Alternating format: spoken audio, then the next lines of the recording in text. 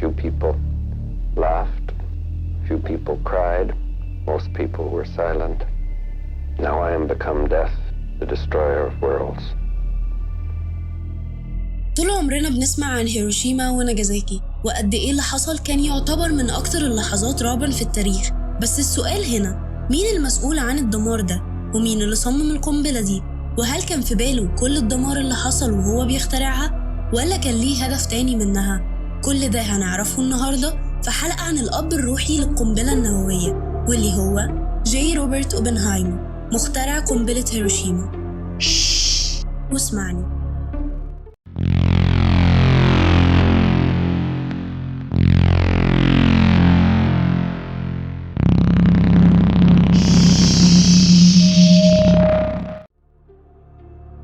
في بداية القرن العشرين فرضت الحكومة قيود ومراسيم على اليهود في ألمانيا، زي إنهم عملوا حظر التجوال لليهود بس، وحظر دخول مناطق عامة، وكمان بعدها اتخصص لليهود حصص أكل محدودة لكل واحد فيهم، ومراسيم كمان بتخليهم يشتروا الأكل في أوقات معينة ومن محلات معينة. وده أدى إلى إن أغلب الأسر اليهودية كانت بتتحرم من سلع ضرورية جدا للمعيشة. ده غير كمان المراسيم اللي خدت من ممتلكاتهم الشخصية علشان تخدم الجيش. وكل ده أدى إلى إن عدد كبير من اليهود كان بيهاجر لمدن في آسيا وأوروبا وأمريكا، سواء هاجروا لوحدهم أو بالإجبار. ومن العائلات دي كانت عائلة أوبنهايمر، الطفل اللي كان من أسباب نهاية الحرب اللي طردتهم من بلدهم. سنة 1904 اتولد روبرت أوبنهايمر، وبعد تخرجه من جامعة هارفارد سافر أوبنهايمر لإنجلترا ودخل جامعة كامبريدج، وهناك بدأ بحثه عن الذرة في سنة 1925. وبعدها بسنة خد الدكتوراه هو وزميله ماكس بورن في جامعة جوتنجن مع مجموعة من الفيزيائيين المشهورين. وكمان طور طريقة بورن أوبنهايمر، وهي عبارة عن مساهمة مهمة في النظرية الجزيئية الكمية. وفي الثلاثينات دخل روبرت في عالم السياسة، ورأيه كان من رأي ألبرت أينشتاين إن ألمانيا قربت تكتشف القنبلة النووية، ودي كارثة لازم الحلفاء يتفادوها. وفعلا في سنة 39 وبعد غزو ألمانيا لبولندا اتعين أوبنهايمر مدير لمشروع منهاتن، اللي كان هدفه إن الولايات المتحدة تقدر تصنع أو تخترع القنبلة النووية قبل ألمانيا. وكان لأوبنهايمر الجزء العملي من المشروع علشان يقدر فعلا إنه يسخر قدرة الطاقة النووية للحرب ويجرب أول قنبلة نووية في لوس ألموس.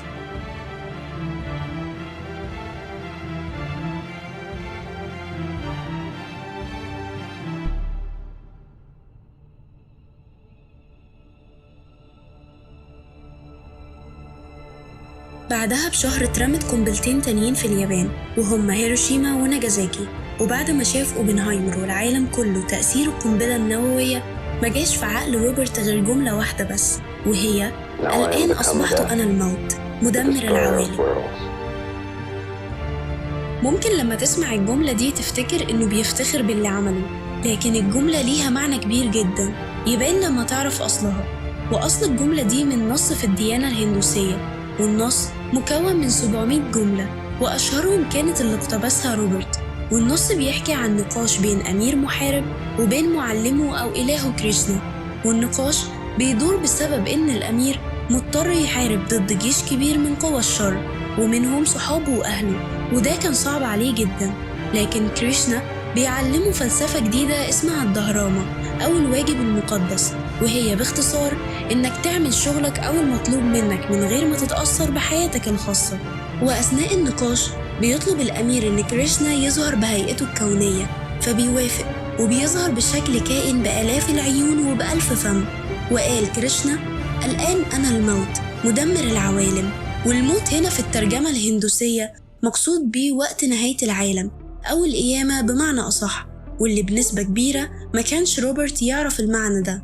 وجملة تانية بتقول لو أن آلاف الشموس تنفجر مرة واحدة في السماء سيكون هذا الشكل الأقوى على الإطلاق. الجملة دي قالها كريشنا، بعدها اقتبسها روبرت برضو في تجربة في نيو مكسيكو.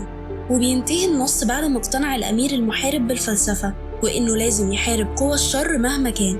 وهنا كان التشابه بين الأمير وبين أوبنهايمر اللي لقى في الفلسفة دي تلخيص مناسب لحياته.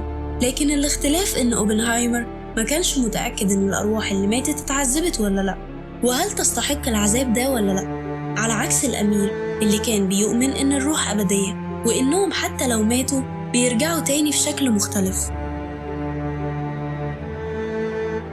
عرف الفيزيائيون الخطيئة، وهذه المعرفة لا يمكن نسيانها.